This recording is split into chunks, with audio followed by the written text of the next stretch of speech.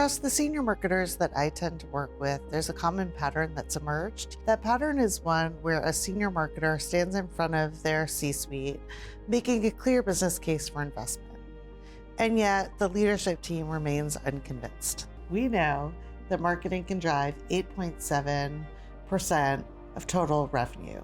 That translates into a 2.9x ROI from the incremental investment. However, they're having a hard time really translating that value into meaningful language that resonates with the C-suite.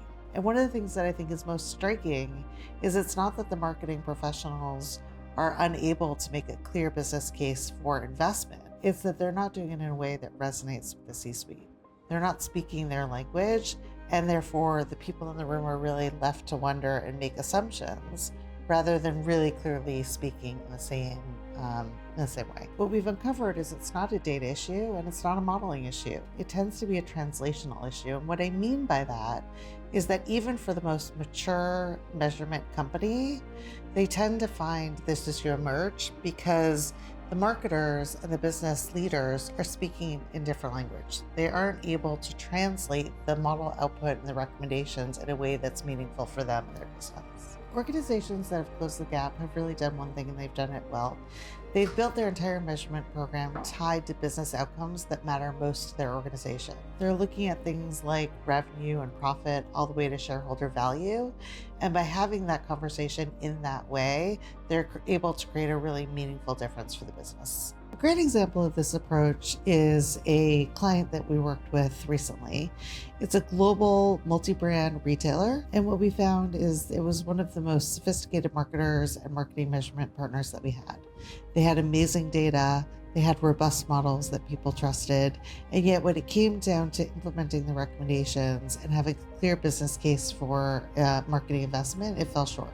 And so we built out a workshop where we brought together marketing leadership across marketing, finance, all the way to business leadership. Together, we created a common language, and that common language was underpinned by game theory high fusion.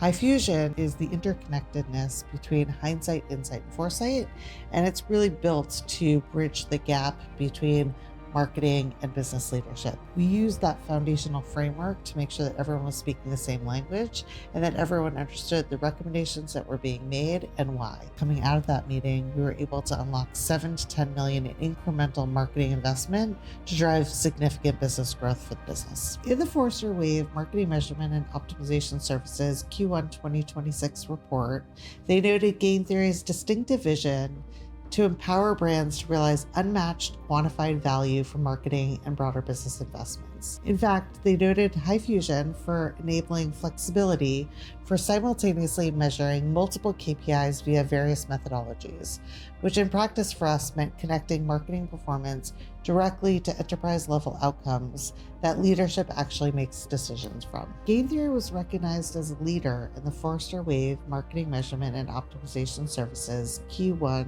2026 and achieved the highest score in the strategy category. For me, that distinction reflects the right ambition, not just where we are in measurement today, but where it needs to go.